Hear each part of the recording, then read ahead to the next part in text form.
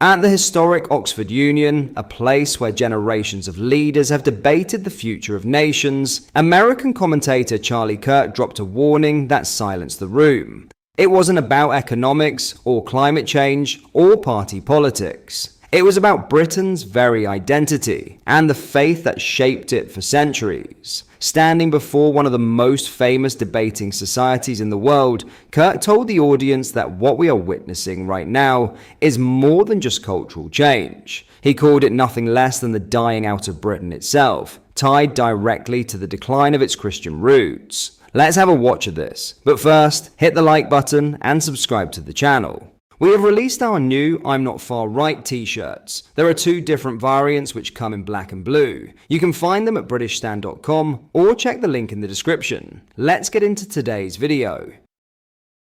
If you dislike the West, and if you hate the West's values, if you think the West is evil fundamentally and deserves to be destroyed, then anything Donald Trump does basically short of surrender will be too far for you.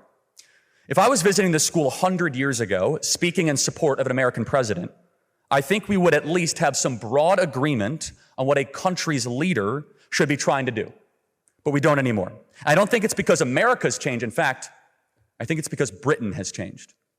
From my perspective, Britain is one of the greatest countries in the history of the world. You were the country of Shakespeare, the steam engine, and Adam Smith. You defeated Napoleon, you destroyed the slave trade, you stood up to Hitler. My country, America, became great as it is because of what we inherited from you, from Britain. When I hear the slogan, "Make America Great Again," I'm also hearing, quote, "Return America to its British roots." Great Britain has everything in the world to be proud of. But when I look at Britain today, I see a country where the ruling elites are in a race to abandon the very values, the values that made them so great in the first place. I wish I could blame this all on labor, all on the left. But I can't. This country just had its 14th uninterrupted year of so-called conservative rule. And what did they conserve exactly? Well, they didn't conserve the ancient British rights to freedom of speech. In Britain today, 30 people a day are arrested for offensive posts on social media, according to the Telegraph.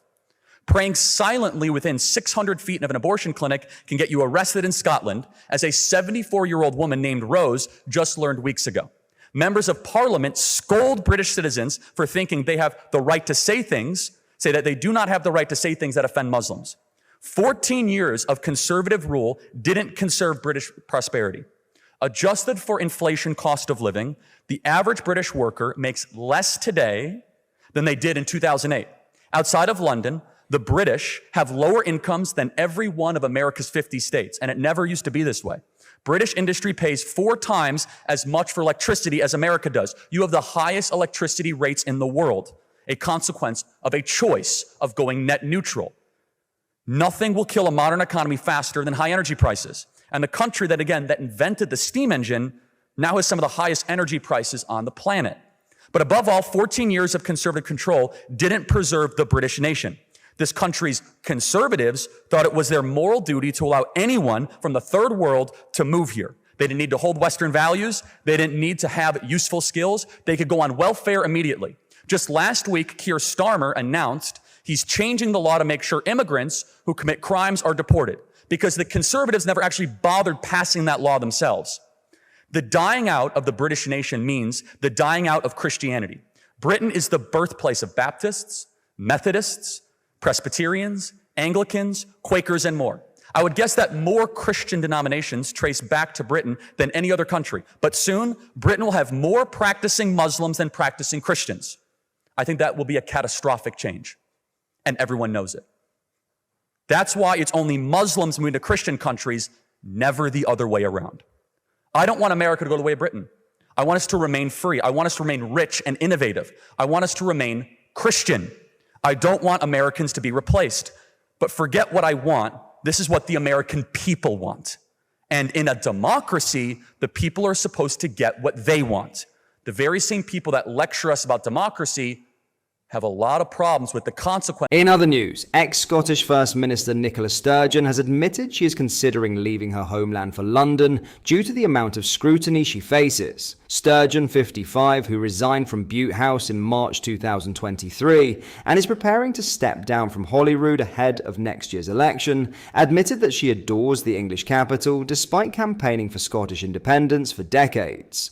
The former SNP leader said, "I belong in Scotland, it's my home, but I think being physically out of Scotland for a period might just help to reset my perspective and to be more selfish about it, just remove me a little bit from that kind of goldfish bowl scrutiny that I still live under in Scotland." I don't mean that as a complaint, it's just the reality that Scotland is quite a small country, and it's quite a small body politic, and sometimes I just have to breathe the wrong way, and somebody's writing a story about it. Sturgeon added, "It does sometimes feel very, what's the word I'm looking for? Suffocating is maybe putting it too strongly, but I feel sometimes like I can't breathe freely in Scotland. So maybe not abroad, but you know England, I love London, and England is not yet a foreign country, would never be a foreign country obviously, even when we're independent."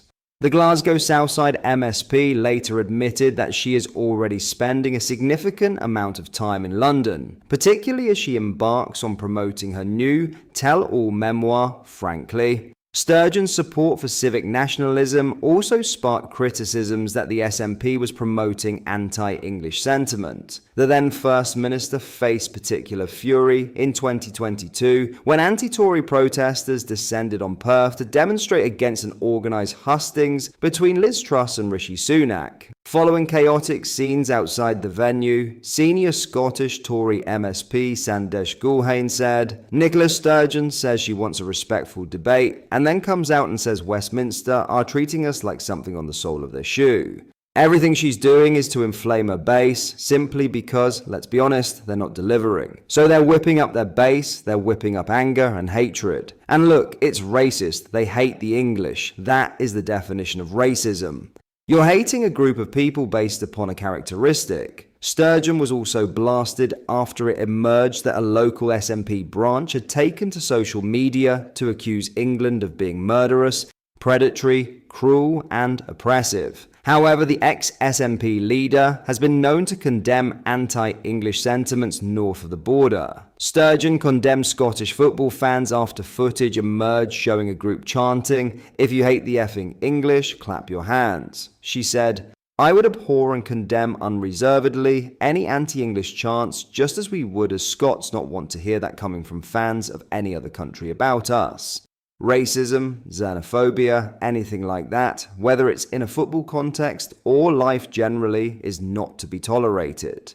But Sturgeon's decision to admit that she would consider relocating to London comes as part of a wider tour to promote her new memoir. The ex-Scottish First Minister, who will leave Holyrood after spending 27 years as an MSP, has already discussed her dislike for Reform UK leader Nigel Farage, rumours surrounding her sexuality, and the police raid that resulted in the arrest of her and her now former husband Peter Murrell. However, Sturgeon sparked fury this morning after hitting out at Harry Potter author J.K. Rowling in the pair's ongoing spat about trans rights. She said, "I know many people, probably the majority, who disagree with me on this issue come from a genuine place. But there are also people, and I don't know how anybody can deny this, forces on the far right who have weaponized this issue."